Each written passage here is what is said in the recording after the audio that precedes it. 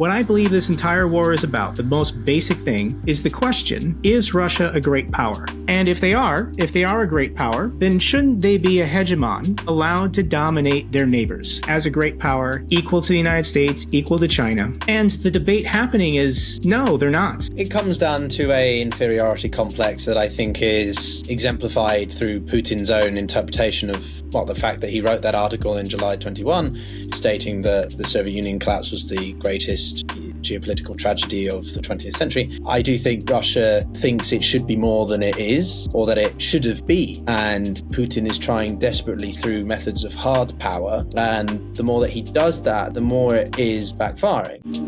This is The Global Gambit. Welcome back, everyone.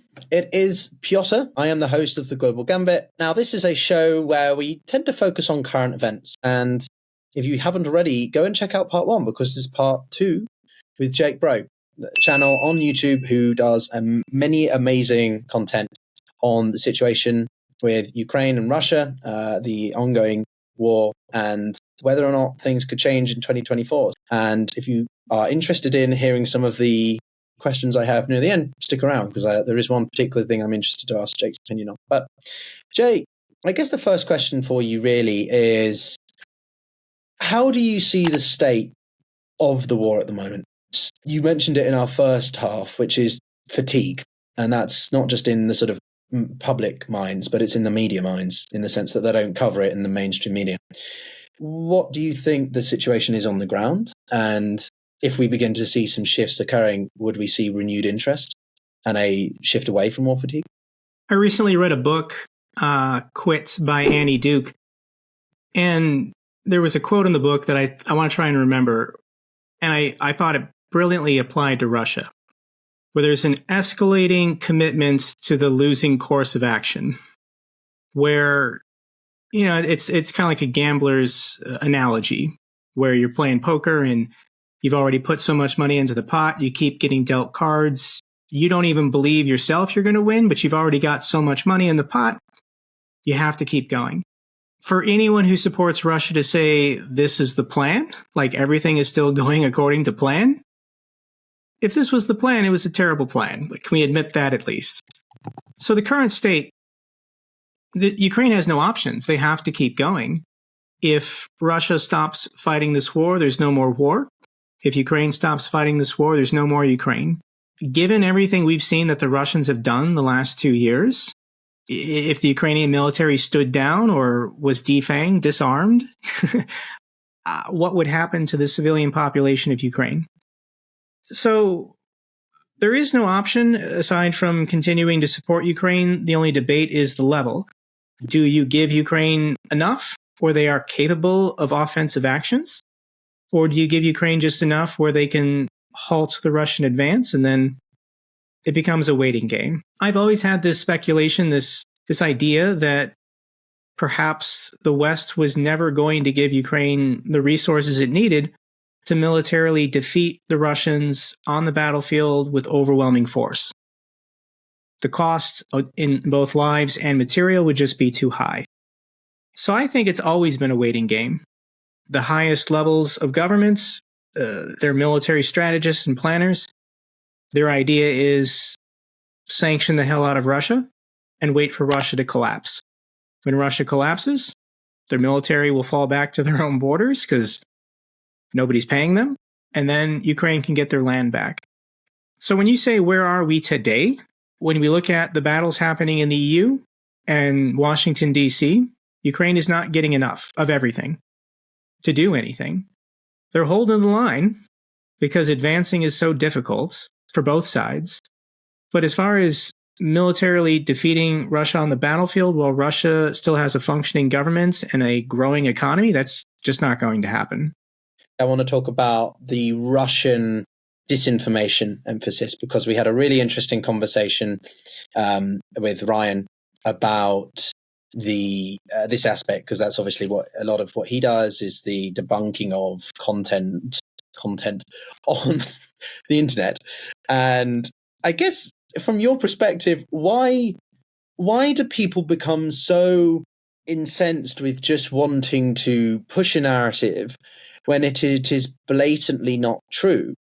Or put another way, why do people continue to try to twist that?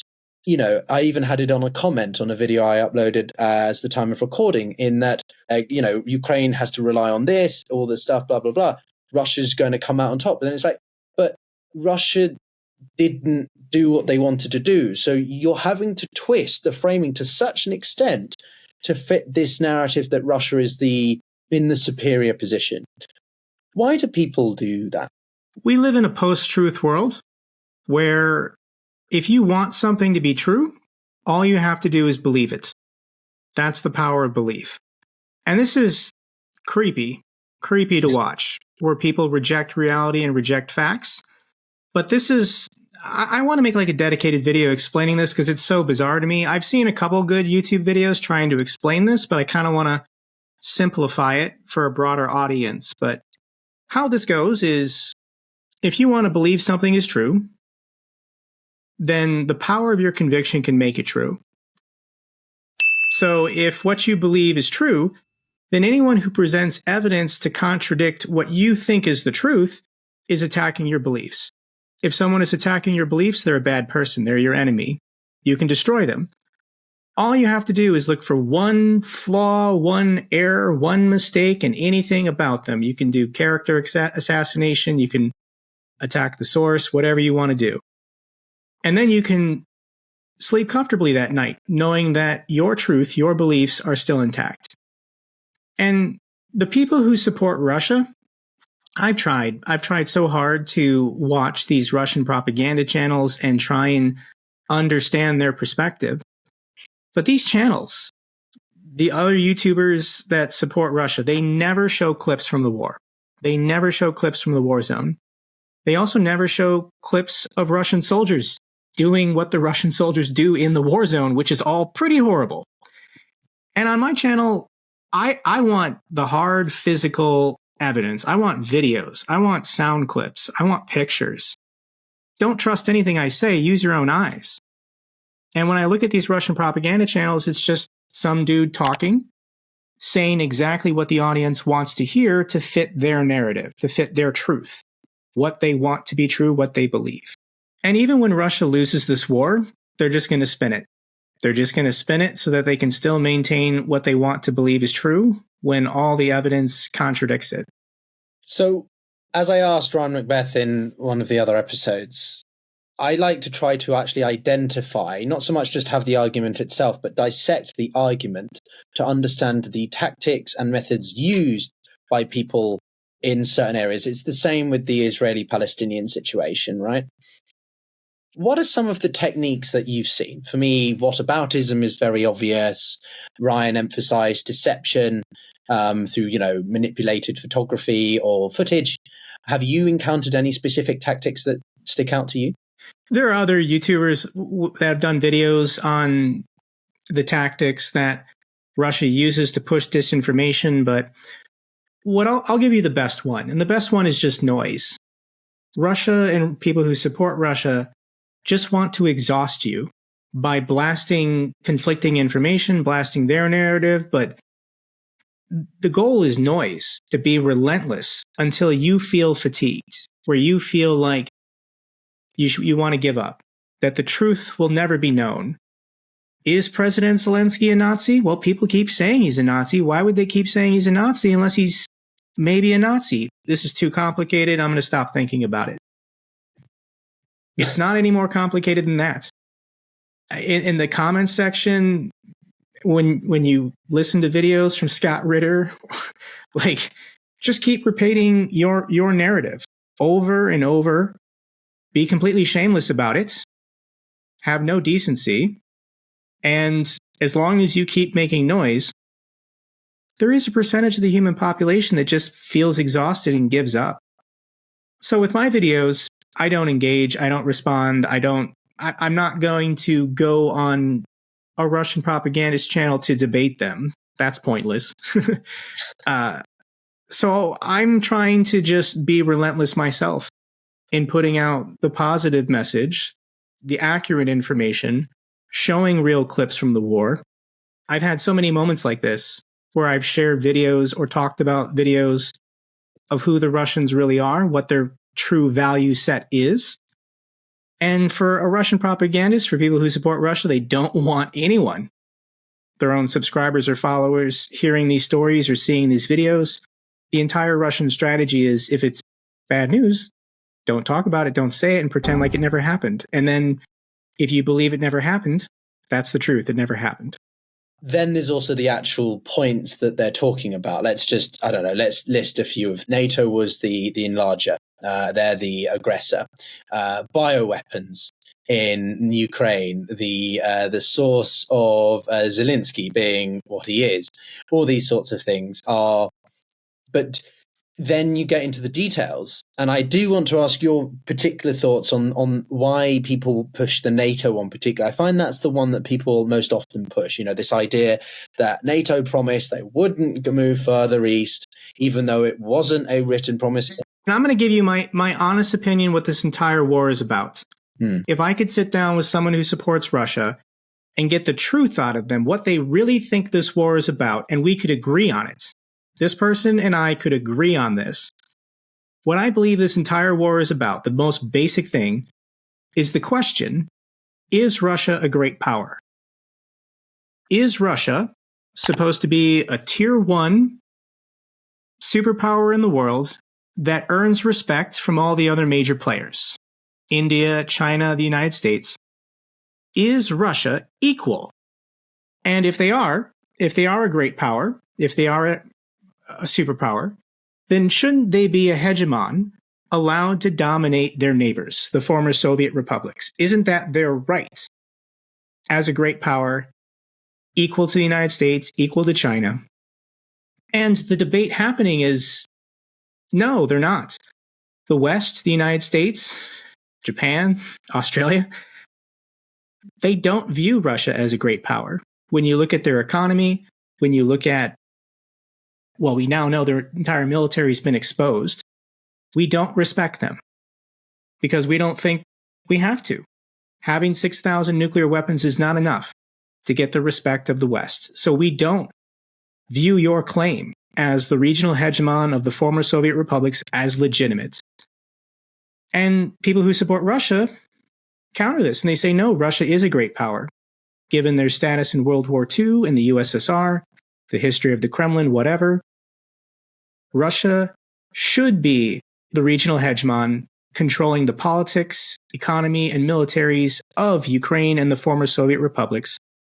And war is acceptable to prove this, that Russia is a great power and should be allowed to dominate their neighbors, completely control every aspect of all of these countries' governments.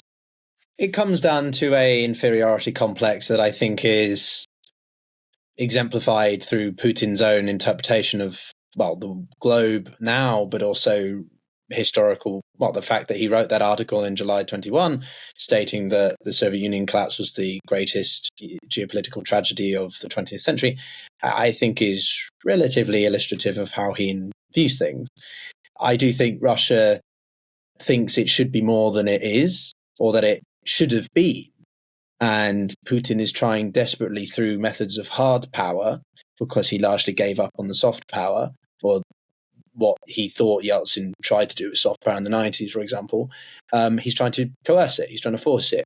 And the more that he does that, the more it illustrates to people who truly know the country or understand its relationship to others is backfiring. It just looks like a inferiority complex, with the analogy is sort of Russia is having a paddy and throwing its toys out of the pram. That was the analogy prior to the full-scale invasion in 22. But because it doesn't have the economic power of the United States or China, the only thing it really has is resources, which it can't fully leverage because it doesn't have the geographical infrastructure, but also because it just has a bunch of nukes. It's not really a comprehensive, power. And so I agree with you. I think it is largely to do with this desire to be seen as a great power, but not treated as one. But just to play devil's advocate for this segment, do you not think that there is some truth to the way that NATO communicated with the Russians in the 90s, that they could have done a better job of reassuring the Russians. NATO is a defensive alliance in which people request to join. When people talk about NATO expansion or NATO moving east, NATO just sits there. And it's these countries like the Baltics begging to join NATO for security and protection from the Russians. This is something the Russians don't ever acknowledge. Why do the people in the Baltics feel so threatened that they would do everything to join NATO? NATO is not a government. NATO is not a governing body that tells the people of Latvia, Lithuania, and Estonia what to do.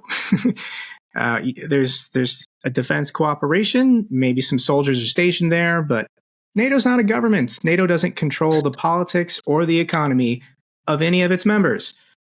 So to say that NATO expanded or conquered or took these countries that's not how that works. And there's no self-reflection because it's not a genuine debate. It's not a genuine discussion. The reason why Russia doesn't want anyone joining NATO is they've always been planning to get this territory back. The Russian Empire 2.0. This territory all belonged to the Tsars. Wars were fought for hundreds of years. Millions of Russians died conquering these territories, and Putin doesn't acknowledge the collapse of the Soviet Union as being legitimate. They've made this argument on Kremlin State TV that the proper paperwork wasn't filed in 1991. So it's not actually real. The Soviet Union still exists, but Putin's the leader now. We'll call it Russia, but the borders are still the same from 1991. They make this argument. They completely reject the idea that these 14 former Soviet republics have self-determination, independence from the Kremlin. I haven't heard that one on state TV. I have to admit that they're now saying that the papers were never. Wow, that is a new one they're spinning. Okay, no, I agree. Soviet made this argument once. Okay, well, Sulyov is the paperwork wasn't correct, so it's not legitimate. We have to go back. You can't not have the proper paperwork be filed. No, absolutely. I mean, they forgot to stamp it as well whilst we're at it, Incorrect date, Double stamped. It needs to be double stamped. Double stamped. Top and bottom of the page. No, 100%. I mean, NATO is, it's a voluntary alliance. People can change their relationship. The Norwegian model is an example. The French under Charles de Gaulle, what they did. The fact that you have non-major NATO allies like Qatar or Morocco, right? Countries that are not 100% affiliated with Western values or interests, being a part of it in some way, having a relationship with it, I think illustrates that they see value in it. Thank you very much, Jake. For you watching, thank you very much. I hope you enjoyed the conversation, and I look forward to seeing you in the next conversation here on the Global Gambit. Take care.